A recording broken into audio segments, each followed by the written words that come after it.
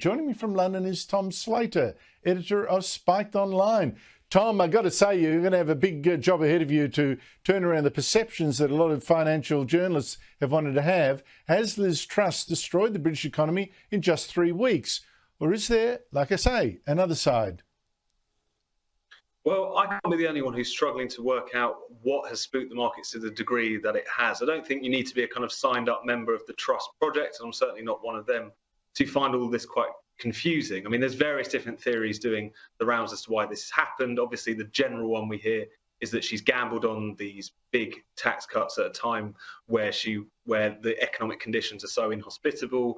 Also, even from supporters of the plan saying that Kwasi Kwarteng hasn't done enough to explain how at least the sums could add up. You know, what is the growth plan that will pay for these tax cuts? What are the reforms necessary to do it? And some speculating that there might have been concerns that there's been this mismatch between what the bank is doing and what the government is doing. You know, the bank not raising interest rates fast enough.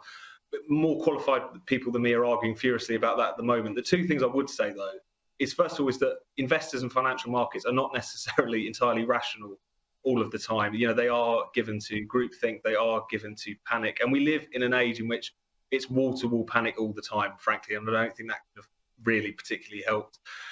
You know, I can't be the only one who's wondering why something like a tax cut for the top rate of earners, though regressive and all the rest of it, is spooking the horses to the level that it currently is. That doesn't seem to add up to me.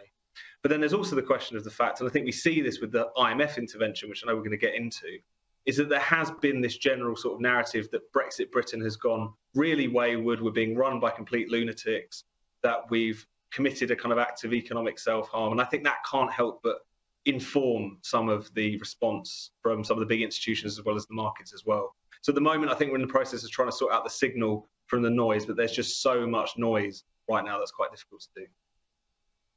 Well, I hardly think it's the International Monetary Fund's role to lecture a Western democracy, a first world Western democracy, about whether its tax cuts are fair or not. That is certainly an issue for the British public to decide, the British voters.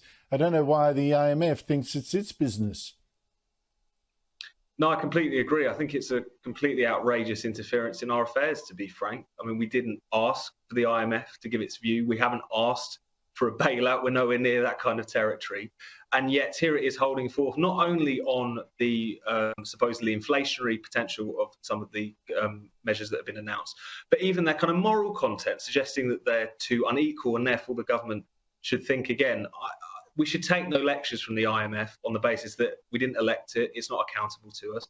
And also look at its track record. I mean, it's left a trail of economic devastation in its wake whenever it's tried to help a country out. You know, this, to paraphrase Ronald Reagan, the 9 most terrifying words in the English language, I think, I'm here from the IMF and I'm here to help. So not only is this a big interference in our internal affairs, I also think, given their particular track record in recent years, they're not the sort of organisation that Britain or any other sovereign democratic country should be taking lectures from. Absolutely not. Look what they did to Greece. Absolutely. Tom Slater, if you need me to send over food parcels, I'm here. I'm for you. Let me know. Otherwise, let's hope that Liz Truss has got a secret that a lot of the people in the financial markets do not yet understand. Thanks for your time.